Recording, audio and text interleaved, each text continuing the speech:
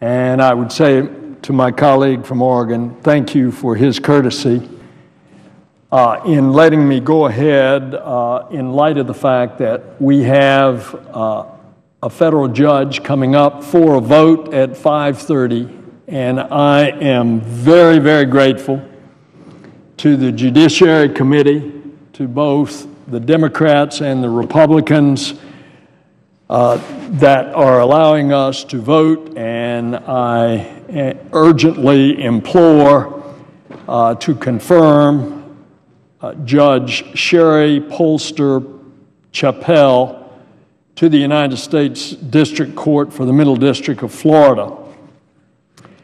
But while I rise to speak in favor of Judge Chappell, I want to express my concern for the growing partisanship that is dragging down our efforts to fill these judicial vacancies across the nation.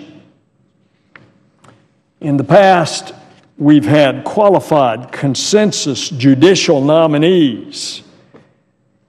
They'd be confirmed in weeks, if not in days. And unfortunately, even the judicial nominees of the support of both senators from the state, and sometimes, in the case of Florida, the Republican senator, Senator Rubio, and me, the Democratic senators, we're still finding that the judges are being held up. We're experiencing waiting months for an up or down vote, only to then to be confirmed overwhelmingly.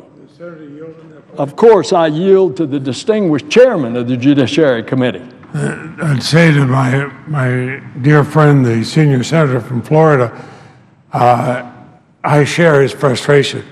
We put these judges through the Senate Judiciary Committee, often with a unanimous vote, and then they wait here months and months, waiting to get a vote on the floor. And as the distinguished senator from Florida noted, and then that vote is virtually unanimous. I am very afraid if this continues, this effort that if somebody is nominated by President Obama, we must block them even if it's somebody we support. That kind of view, one, is totally unfair to the president. It's completely unfair to the country, but it's devastating to the judiciary because good men and women are not going to be willing to take nominations to be or appointments to be a federal judge if they think they're going to wait month after month after month or even a year before they go on the bench. So I appreciate the distinguished senior senator from Florida making the statement he did, and I share his frustration. And I thank the chairman of the Judiciary Committee. And a good example, we passed, now this isn't even a federal district judge, this is a court of appeals. We passed the judge 94-5 when we finally got a vote. That was Judge Adalberto Jordan, the first Cuban-American born judge from Miami to serve on the U.S. Court of Appeals. The 11th Circuit is one of the busiest circuits in the country. It encompasses the southeastern United States.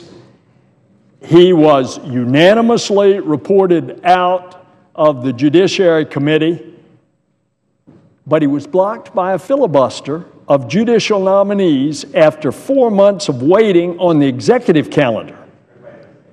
Now, obviously, with a vote of 94-5, he was eminently qualified.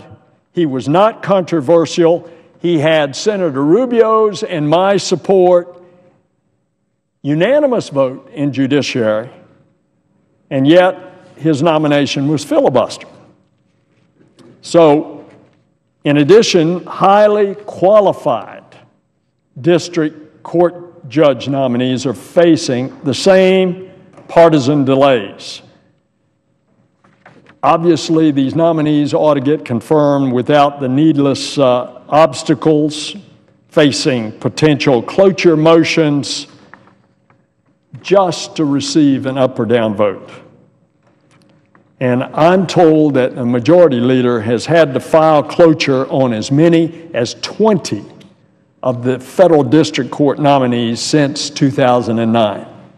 It's an indication that we're clearly going in the wrong direction in this Senate. Give you one other example.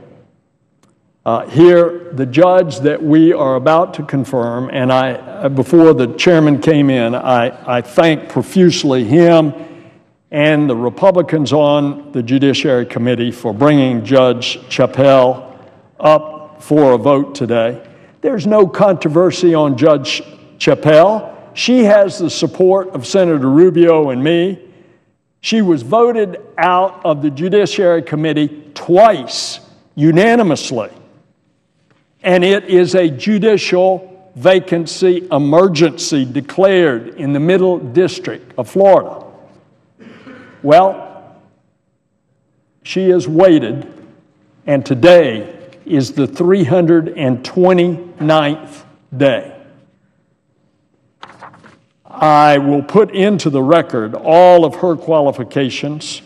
I refer to her as Judge Chappell because she was a county court judge and she serves now as a magistrate, and she's coming in at a needed time in a judicial emergency.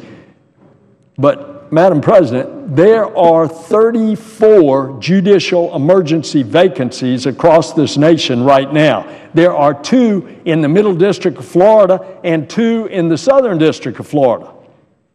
In total, there are 84 judicial vacancies waiting to be filled and 28 nominees stuck in the pipeline waiting for confirmation.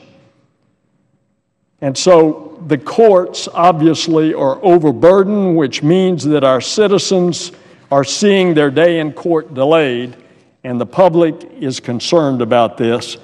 And I just again want to thank the Judiciary Committee for bringing up Judge Chappell.